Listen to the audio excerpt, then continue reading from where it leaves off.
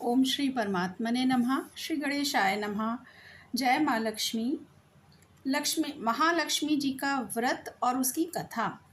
यह व्रत राधा अष्टमी भाद्रपद शुक्ल अष्टमी से प्रारंभ होकर आश्विन मास की कृष्ण पक्ष की अष्टमी तक चलता है।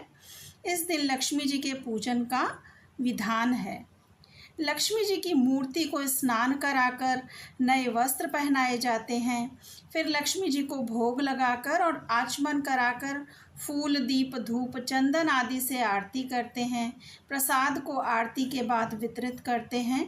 रात्रि को चंद्रमा के निकलने पर उसे अर्घ देकर स्वयं भोजन करें। इस व्रत के करने से धन धान्य की वृद्धि होती है और सुख संपत्ति आती है। प्राचीन काल में एक गरीब ब्राह्मण एक गांव में रहता था।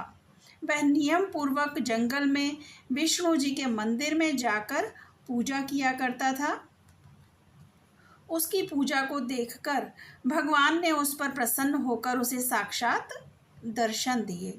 भगवान ने उसे लक्ष्मी को प्राप्त करने का उपाय बताया कि मंदिर के सामने एक स्त्री उपले थापने आती है।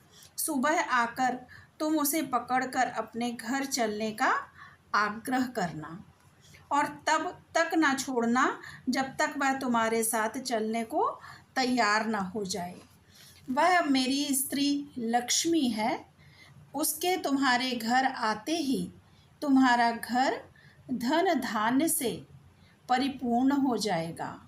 इतना कहकर भगवान विष्णु अंतर्ध्यान हो गए और ब्राह्मण अपने घर को चला गया।